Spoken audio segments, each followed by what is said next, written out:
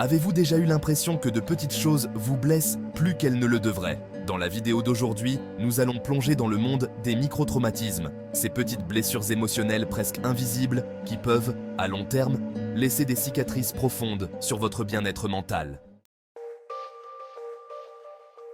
Souvent, ces microtraumatismes passent inaperçus, dissimulés dans le quotidien.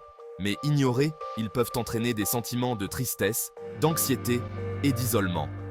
Ce type de blessure n'est pas moins important qu'un traumatisme plus visible ou reconnu.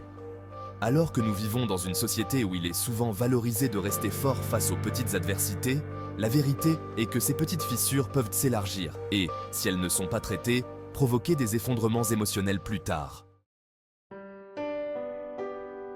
Reconnaître et comprendre ces blessures émotionnelles est crucial.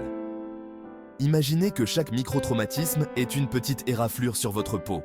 Sur le moment, cela semble insignifiant, mais si vous n'y prêtez pas attention, cette blessure peut s'infecter, démanger, devenir rouge et enflée. Ces petites égratignures émotionnelles sont souvent causées par des expériences apparemment mineures, un commentaire désobligeant, une remarque critique, une insulte subtile, qui, bien que non malveillantes en apparence, peuvent affecter durablement votre confiance en vous. En d'autres termes, ces microtraumatismes, tout comme une accumulation de stress, peuvent affaiblir vos défenses émotionnelles au fil du temps. Prenons un exemple plus concret. Vous êtes peut-être au travail et à la fin d'une journée particulièrement difficile, un collègue fait une remarque désinvolte sur votre performance. Vous l'ignorez parce que cela vous semble mineur, mais le lendemain, une remarque similaire est faite lors d'une réunion. Vous balayez à nouveau l'incident sous le tapis, mais intérieurement, vous commencez à vous sentir moins compétent et plus frustré. Après un certain temps, ces petits incidents s'additionnent et créent une véritable anxiété à chaque nouvelle interaction professionnelle.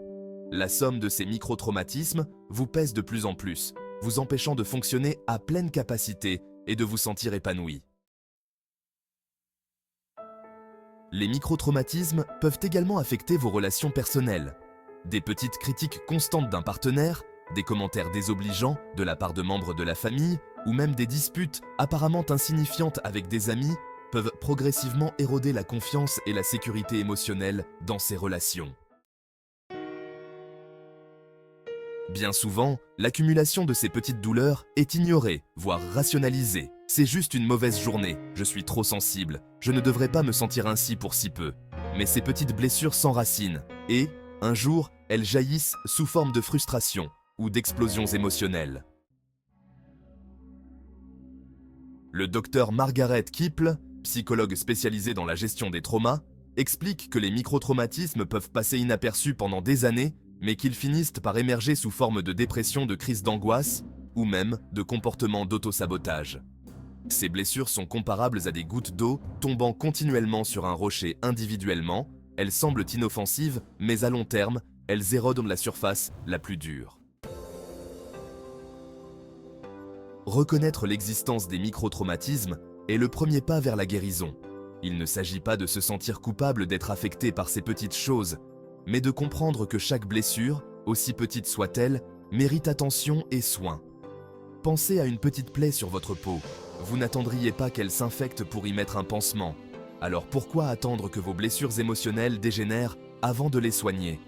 Le docteur Claire Herian souligne également que, bien que nous soyons tous affectés différemment par ces microtraumatismes, il est essentiel de ne pas ignorer leur impact sur notre bien-être mental.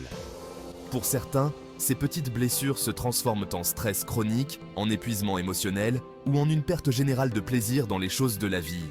En fin de compte, ces petits traumatismes deviennent une barrière invisible qui nous empêche de vivre pleinement. Une approche simple pour commencer à gérer ces microtraumatismes consiste à adopter une méthode de réflexion régulière. Prenez du temps pour vous poser et réfléchir à ce que vous avez vécu, à ce qui vous a dérangé ou contrarié dans votre journée. Écrivez-le. En consignant vos sentiments, vous prenez conscience de leur importance et commencez à leur donner l'attention qu'ils méritent.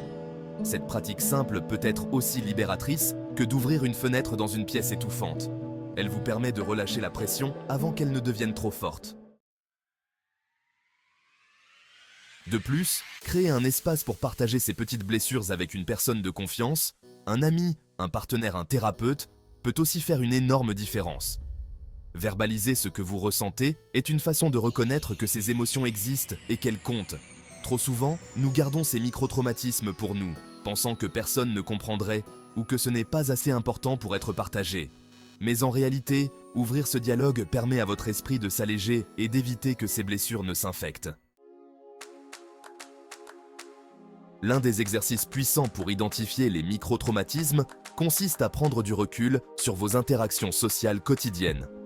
Lorsque vous ressentez un léger inconfort dans une situation, arrêtez-vous et demandez-vous pourquoi. Ce n'est pas une question de surdimensionner vos émotions, mais plutôt de les reconnaître pour ce qu'elles sont. Chaque micro-trauma que vous découvrez est une occasion de croissance personnelle, car il vous aide à comprendre comment vous réagissez au monde qui vous entoure. Imaginez un quiz de santé mentale où chaque question est conçue pour déceler les moments où vous vous êtes senti blessé, exclu ou dévalorisé. Ce type d'auto-évaluation est un excellent moyen de révéler des expériences passées que vous avez peut-être oubliées, mais qui continuent de façonner votre manière de réagir au présent. Cela peut être une manière de nettoyer votre carte mentale en identifiant les zones qui nécessitent du soin et de l'attention. En fin de compte, le processus de guérison des microtraumatismes est continu, et il est important de se rappeler que c'est normal d'avoir des hauts et des bas.